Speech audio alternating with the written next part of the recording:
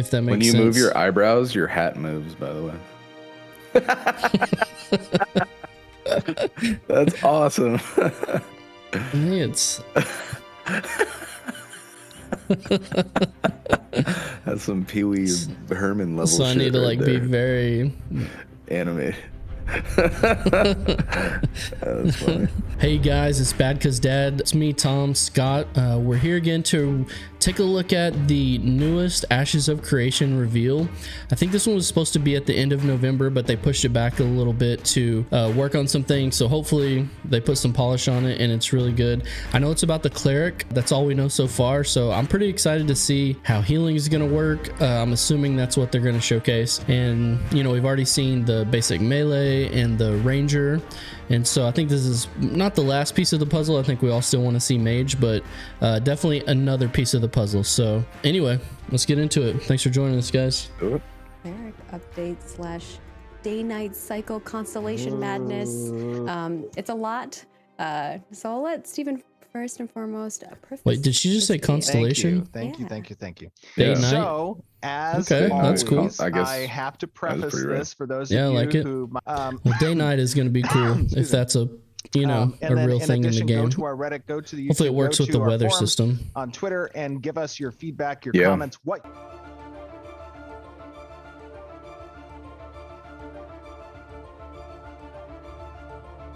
And other heavenly things. Hello, everyone, and welcome to yet another stream. Look at those mounts. In the world of Vera. Oh, so I am joined by two. Every time we start these videos, designers, Mr. I don't know about you, but the environment just immediately pulls me in. So we are in a new it's like a vortex biome that actually I don't believe anyone's ever seen before. Where are we? We are in this kind of looks a little bit like the Alpine Forest. I love Steve. But actually this is a part of the Riverlands. This is where are we? Up near the Alpine Forest. But it's funny because I don't know if he's actually being for real or if he's trolling. And eastern hemlocks. I think it's just I think he's obviously at a bit of a higher elevation. Got that childlike wonder to him. And I like that. East over there. Just that boomer sense of humor.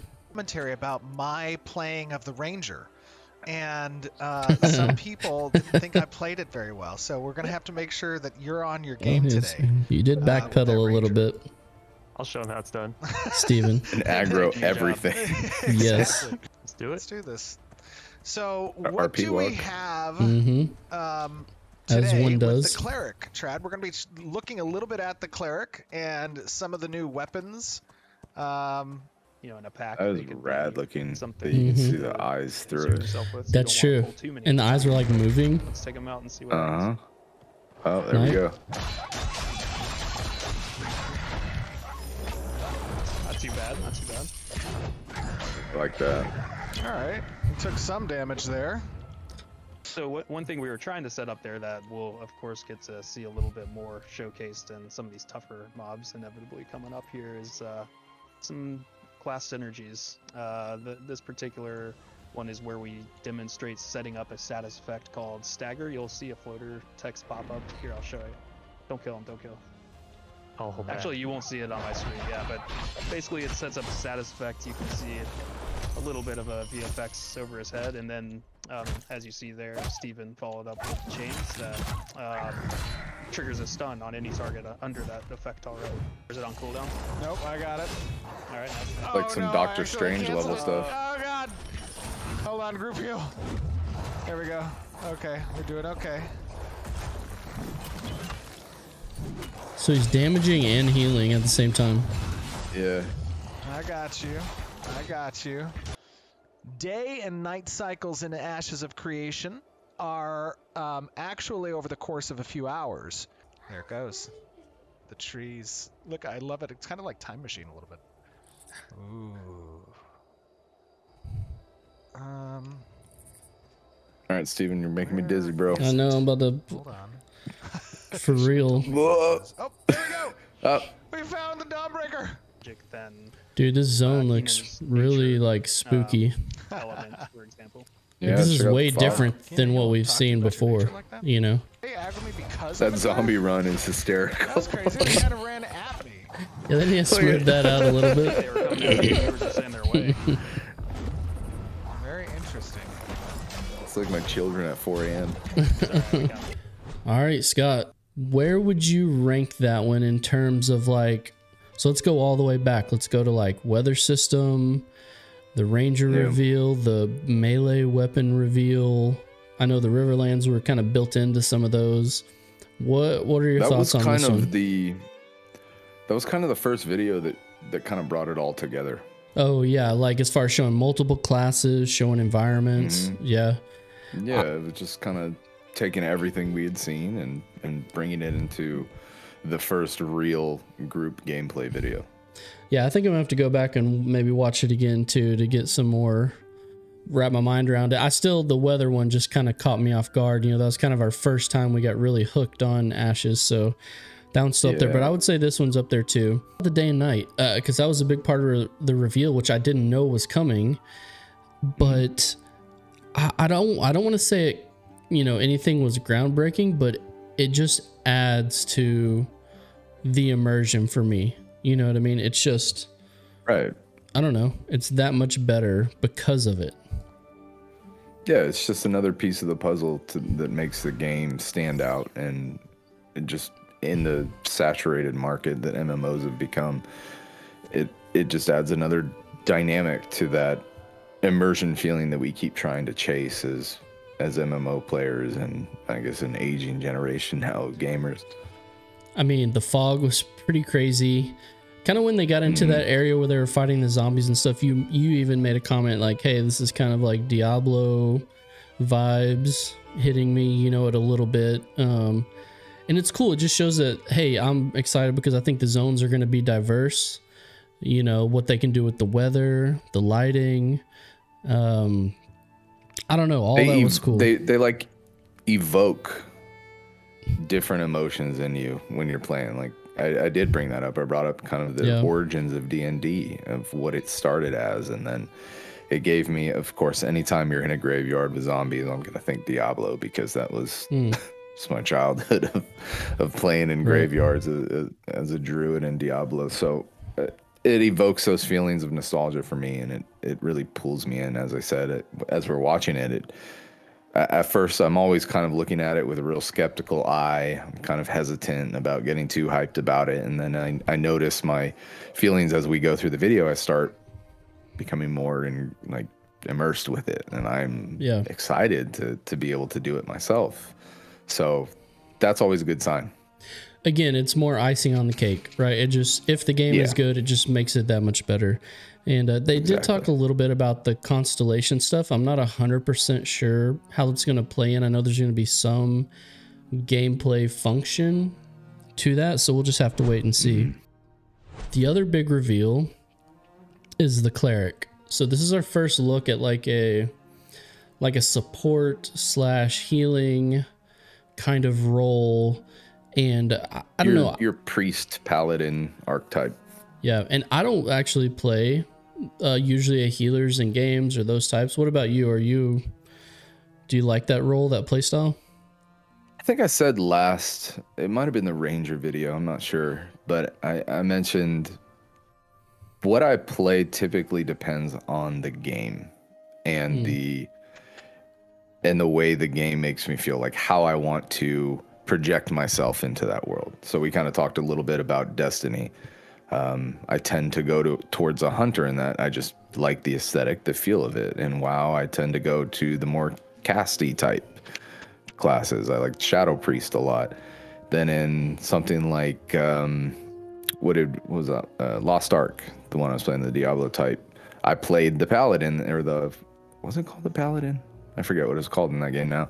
But I enjoyed in that setting. I like that holy light, the armor, especially when you're fighting against the undead. It just feels right and cool. So it really depends, man. And I'm in a way, I'm kind of bummed that they keep drip feeding these classes to us as we go, because I obviously want to see more, but they're keeping the mystery alive, and I think it gives us time to kind of soak it in and kind of see where we're gonna go. But I mean, I don't know, man. I'll probably just ram my head into the wall for a few months up until launch inevitably comes, trying to figure out exactly what I want to put some time into. Yeah, well, you're right. But the cool thing is, let me just finish. The cool thing is that when you have a game like this and every class is appealing and you can kind of see yourself stepping in those shoes, to me that's just a good sign that the development team did a great job. That's how it should be. That you should want to feel this attraction to the class to play it. So I mean, yeah, it makes our decision a little harder, me personally, for sure. But in a way, it's a good thing. And I want everybody to feel passionate about the class that they end up picking. Yeah, kind of you made this point, the longer we watched and got kind of immersed into the gameplay that we were seeing in the reveal, it totally just drew me in. And I was like, man, I want to play this game so bad. Like the immersion, just being surrounded by the environments, the abilities, the combat, all of that. One of the things that he was talking about, and they made some emphasis on it, was this kind of combo or synergy gameplay between the classes, which I think is a really cool thing. The two games that I think he's taken a lot of the inspiration from have this. And one of them is, of course, Guild Wars 2. They have theirs is almost like a combo field synergy, so you can play certain fields down on the ground. And so, for example, if you shoot arrows out of a certain field, you're going to heal yourself while you do it, or cleanse people of conditions, or, you know, just all these sort of synergies. Or if you're like a warrior and you leap from inside a fire field, you're going to get a fire aura around you that damages people around you. So these little synergies that make the gameplay interesting. And the other one, of course, is Arcage. And this sounded a lot like Arcage. So for example, one of the classes, probably the most famous class, the Dark Runner, which is like your hit and run class, you know, uses melee weapons, and you come from stealth. So they have abilities that can stagger a target, and then if you hit them with another ability that combos with it, you'll trip them or stun them or knock them down. And so this is really what it sounded like, but using this from multiple characters, because he was saying, you know, someone would apply a trip to someone, and then Steven would put down some kind of ability that would then stun the enemies. And so I like this type of gameplay. I think it's interesting. It keeps it fresh. It is interesting. That's for certain. I want to touch on two things with that, though. Okay. I think it's a good thing in small group PvE. So if we're looking at like a Destiny 3-man or the 5-man, I think that it has a place. I get concerned now when I start thinking big picture. So like raids. I mean, and then you go even further, PvP, and now you go even further, 500-man sieges. Like, all right, how are these synergies going to play out, and how do you obviously tone them down? Do they stack? There's just a lot to iron out there. So on paper, again, like a bunch of what we've seen in this game is that it has great ideas. It has good innovations. It has a lot of creativity. But when you look at execution, I just start to kind of rattle my brain around, like, how's that going to actually play out? So what he showed us, low level, 3 players, great. Looks fun, looks dynamic. Obviously it works. You can set up some cool timed attacks, but when you start going further, it makes me a little more anxious than it does excited, just because of those potential problems. Yeah, I would assume, and I don't know if this is going to be the case, but there's got to be some sort of player cap on some of these synergies, right? Like, you know, I know WoW redid their, you know, player caps. But that's what they have to iron out. Correct. Like, hey, is this going to be able to stun up to 5 people, you know, or whatever? Are you going to have everyone stunning a whole siege? You know what I mean? So yeah, I get it. But at the base level of it, I like the system, and I like being able to, you and Mikey or someone running some small man instance content, being able to really craft a group composition based on some of these synergies that are going to help us, you know, get through that. Just another level of theory crafting that could be fun. Yeah. you know, or whatever. Small group theory crafting is just kind of where my mind goes these days. Just, I don't know, maybe it's because I'm getting older. That's just what I want in a game, I guess. Yeah. And that's what I started feeling as I was watching 3-man. It's just like the three of us, like, all right, at this point you need to block. At this point you got to prep for a big heal, and it's doable. It's not overwhelming, and it's just kind of right on the cusp of being not hard, but not between too hard and not quite hard enough. And it just looked perfect. And I hope that's what it kind of turns out to be. The other thing that stuck out to me was the combat pacing. And I have some thoughts on it, but I'll let you go. What did you think about the pace of combat? Was it too slow, too fast? Were they, I don't know. What was it? It's really hard to gauge from that, especially knowing that they're level 14. Like, clearly that's early content. I mean, from what we can discern here, that it is early content. But as it was in the video, it looked fun to me. It looked like it was right at a good pace. Wasn't zergy, wasn't too slow. Seemed just a proper amount of difficulty for that level, and I liked it. I think every variable that we're looking at in this video is what kind of just started to bring me in and immerse me. It just all looked just right, like Goldilocks. I can tell you have daughters, but yeah, I thought the pacing seemed very deliberate. You know what I mean? Like, not too fast paced. One where you can feel immersed. You know, you can't move through too many packs of mobs. You know what I mean? Just, I don't know. I thought it was nice, and I don't want the combat to necessarily be slow, but you know, when you're moving through an instance or through an area, I like it's a little more deliberate. You're, you know, making your choices more carefully of what you engage, and so I thought it was really good.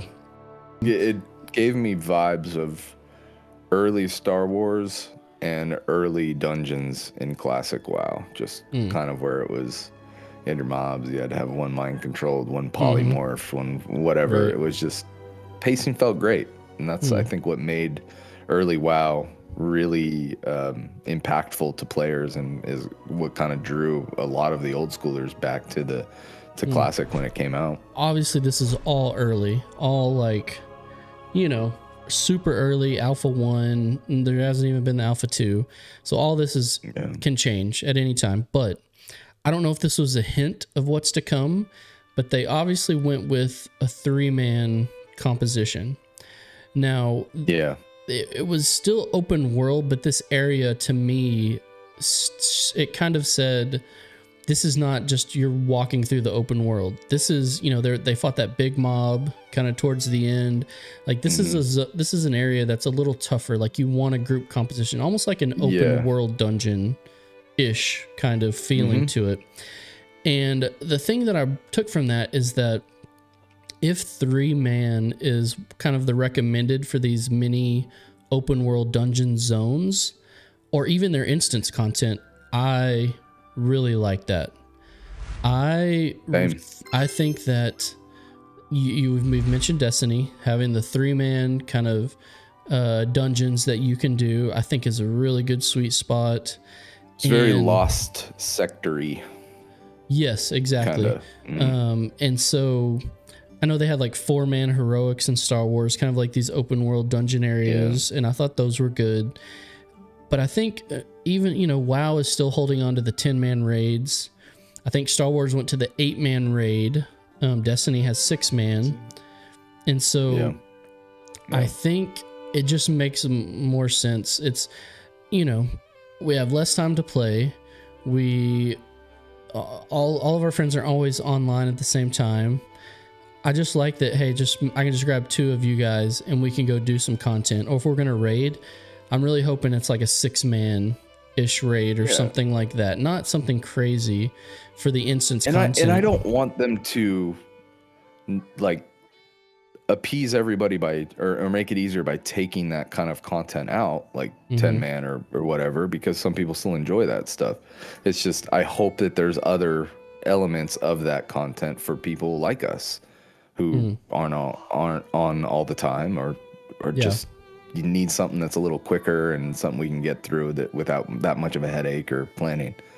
Well, if we're gonna still take things from Arcade, which is what they're doing, you're still gonna have these massive battles, right? You have the sieges, the PvP battles, you have open world bosses, which there is no cap on who can fight over that, right?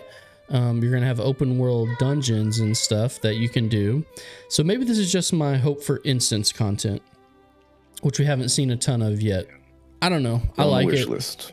Yeah, I think you made the perfect point. Like, hey, this is like the Dungeons and Dragons throwback. We got an archer, we got a tank, you know, with the two-handed sword, and we have our healer slash, you know, paladin cleric class. I hear you say this all the time. The passion from the developers on this game, you can tell it's a passion project, and that resonates with players. There's no, you know, it's not a coincidence that so many of us old school MMO players are drawn to this game because of the things they're putting in the game. Like you even said too, is you can see so many MMOs in this game, but then just the devs are, you know, they're not taking themselves too seriously. Let's face it, man. Like, passionate developers is something that's in short supply these days. It's obvious. It is observably obvious, I think. Well, everything is so corporate. Yeah. I'm playing Dragonflight right now, and I'm getting some really good vibes from it, but you know, it's a long road, and expansion is a long, you know, path, and so we'll see. You know, but I like Shadowlands when it came out, and I like BFA when it first came out, and then, you know, it didn't go where we wanted it to go. So it's a fine line of trying to recapture what made us fall in love with MMOs in the first place, and then also have a steady stream of content and innovation and appeasing the variety of the player base. I don't envy these guys at all, even if it's in the huge corporation. Like I do not envy them. It's a tough job. Most of the time, I saw this said, I don't know if it's one of our comments or not, but most MMO companies are trying to make a product for profit, you know?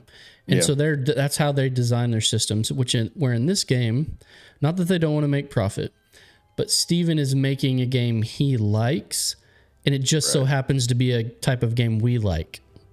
And so we're along for the ride. You know, he's not having to coerce us that much to be interested in this game. No.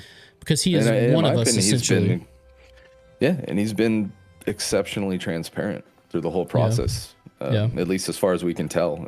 It certainly seems that way, and he's not trying to pull the wool over our eyes or kind of mislead us. Like, he's passionate about it, and he wants it to succeed, and that's just honesty, and like authenticity is another thing that's in short supply these days. So it's refreshing to see that in somebody like him, who's actually the head of this whole project. So that alone gives me enough hope. 100%. I can't, man. Alpha 2, hurry up, please get here faster.